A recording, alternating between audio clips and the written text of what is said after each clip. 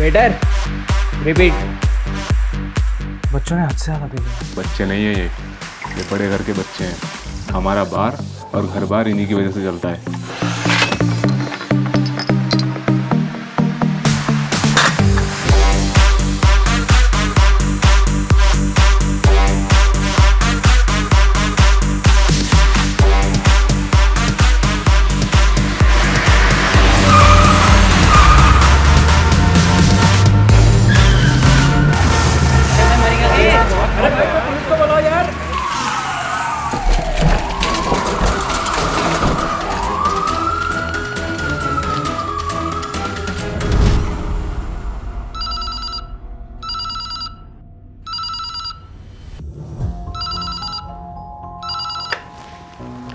Hello. मुझे लड़का था ना, निकल लिया। पापा मुझे कुछ होगा तो नहीं ना? कुछ नहीं होगा, चिंता मत करो। और मेडिकल रिपोर्ट? मैं देख लूँगा, तुम कोर्ट देखो।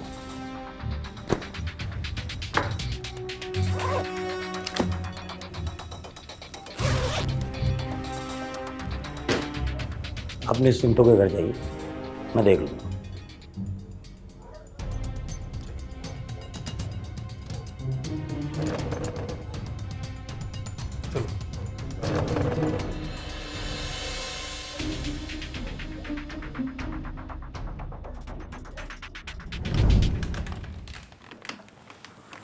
कार्यवाही शुरू की जाए। जज साहब, ये शख्स जो कटघरे में खड़ा हुआ है, इसका नाम है सुरेश चंद। उस रात हुए दर्दनाक हादसे का ये एक चश्मदीद गवाह है। अगर आपकी इजाज़त हो तो मैं इससे कुछ सवाल पूछना चाहूँगा। इजाजत है। सुरेश चंद जी, गौर से देखिए उस लड़के को। क्या यही वो लड़का है जो उस दिन ड्राइव कर रहा था? जिस रात एक्सीडेंट हुआ था, उस रात इस लड़के को लोगों ने पकड़ रखा था। आप समझे नहीं मेरी बात। इसने एक्सीडेंट किया था या लोगों ने इसे पकड़ रखा था? बताइए, जवाब दीजिए। एक्सीडेंट किया था या इसे पकड़ा हुआ था? फर्क है ना एक्सीडेंट करने में और पकड़ने में। सोचिए मत, आंखें मत घुमाइए, बताइए क्या हुआ था। कहीं ऐसा तो नहीं कि जो पकड़ा जाना था वो वहां था ही नहीं, और जो था ये लड़का वो पकड़ा गया? बताइए, जवाब दीजिए। ऑब्जेक्शन मिलॉर्ड, गवाह को बातों में उलझाया जा रहा है। ओवररूल। एक 17 साल का लड़का एक महंगे बार में जाता है, अपने दोस्तों के साथ महंगी शराब पीता है, हजारों रुपए खर्च करता है और अपनी महंगी गाड़ी उठा के घर लौटते वक्त एक लड़का लड़की को उड़ा देता है।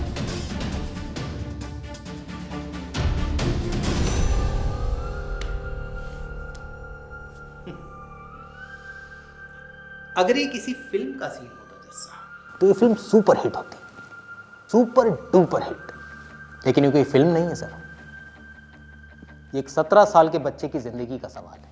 अगर ये गाड़ी नहीं चला रहा था तो कौन चला रहा था? गाड़ी ड्राइवर चला रहा था जैसा। उसने एक्सीडेंट किया, वो डर गया जैसा, बच्चे को रास्ते में छोड़ा और भाग गया। और मेडिकल रिपोर्ट में भी ये बात साबित नहीं होती कि इस बच्चे ने उस रात शराब पी रखी थी। आपका क्या कहना है प्रोसिक्यूटर साहब? Thank you milord. मिलॉर्ड, कितनी आसानी से हमारे काबिल वकील ने एक दर्दनाक घटना को फिल्मी कहानी का रूप दे दिया।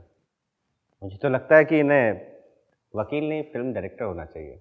चलिए, इन्होंने फिल्म की कहानी बनाई दी है तो इस फिल्म से मैं एक चरित्र को बुलाना चाहता हूँ कटघरे पे। इजाज़त चाहिए?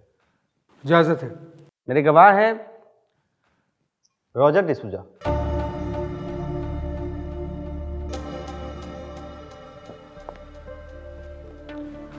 मिलॉर्ड, ये रॉजर डिसूजा है। ये जिस बार में काम करते हैं, घटना की रात ये लड़का उसी बार में शराब पी रहा था और वकील साहब के मुताबिक हजारों की शराब पी रहा था। तो रॉजर, अदालत को ये बताओ कि उस रात क्या हुआ था, तुमने क्या क्या देखा था?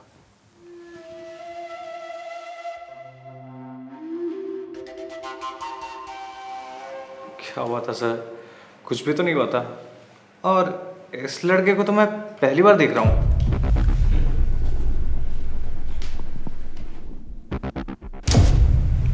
कितने में बिक गए रोजर? ऑब्जेक्शन जज साहब। ये गवाह को डरा रहे हैं, धमका रहे हैं, उस पर दबाव बनाने की कोशिश कर रहे हैं जज साहब। इसे छोड़िए, आप बताइए आपने अपनी कीमत क्या लगाई वकील साहब? जज साहब क्या चल रहा है सर? Order order. इस दलाली के धंधे में आपने अपना एक हाथ काला किया या दोनों हाथ काले हुए हैं? कोर्ट के बाहर मिल, तुझे तो मैं देख लूंगा। Order order.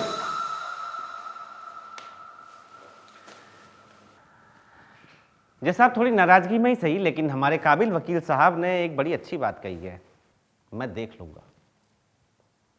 और आज हमारे देश में बिल्कुल ऐसे ही इन बड़े बड़े पूंजीपतियों के सामने हमारे तंत्र, हमारे विभाग हाथ जोड़कर, हाथ बांधकर यही कह रहे होते हैं कि चिंता मत कीजिए सर, मैं देख लूंगा।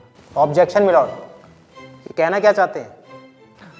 पूरा कहने तो दीजिए, फिर आपको ही नहीं बहुत बड़े बड़े लोगों को ऑब्जेक्शन होगा जज साहब, क्योंकि इस केस में बहुत लोगों ने यही कहा है कि चिंता मत कीजिए, मैं देख लूंगा। आप कहना क्या चाहते हैं? जज साहब, घटना की रात आरोपी जिस लग्जरी कार को चला रहा था वो अनरजिस्टर्ड थी। आरोपी नाबालिग है, यानी कि संबंधित विभाग में कोई तो आदमी ऐसा था जिसने कहा होगा कि चिंता मत कीजिए, मैं देख लूंगा। आरोपी ने शहर के जिस बार में शराब पी, वहां किसी ने यह नोटिस नहीं किया कि आरोपी नाबालिग है, लेकिन हां ये जरूर नोटिस कर लिया कि आरोपी बड़े घर का लड़का है। तो जरूर वहां भी कोई था जिसने कहा बेतहाशा पीजिए, जमकर पीजिए, चिंता मत कीजिए, मैं देख लूंगा।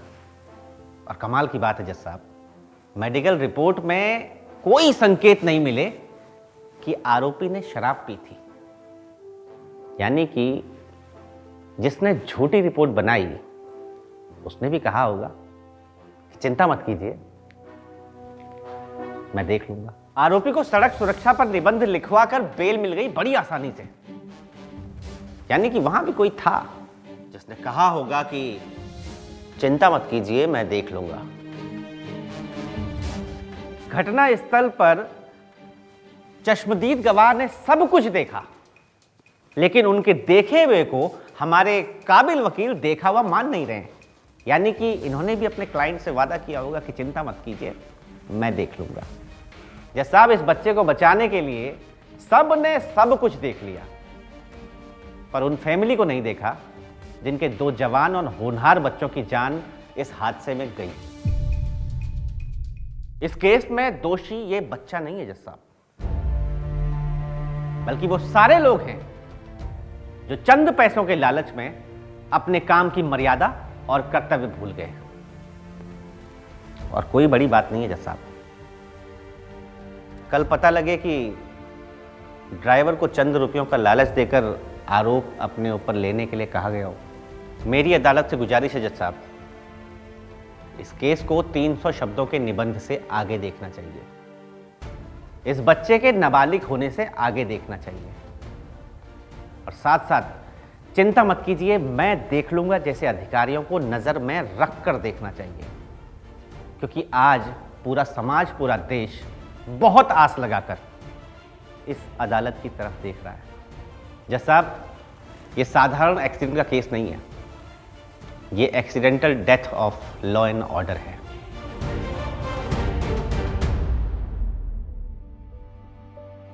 और सड़कों पर तो आए दिन एक्सीडेंट होते ही रहते हैं, ये तो फिर भी 17 साल का। बेटा, यातायात के नियमों पर जो निबंध लिखा है तुमने, उसे पढ़ के सुनाओ। हमें यातायात के नियमों का पालन करना चाहिए। गाड़ी तेज़ गति से नहीं चलानी चाहिए।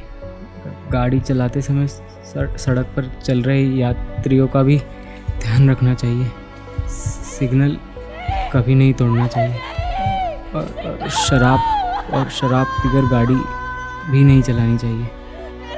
गाड़ी चलाने की उम्र कम से कम 18 वर्ष होनी चाहिए।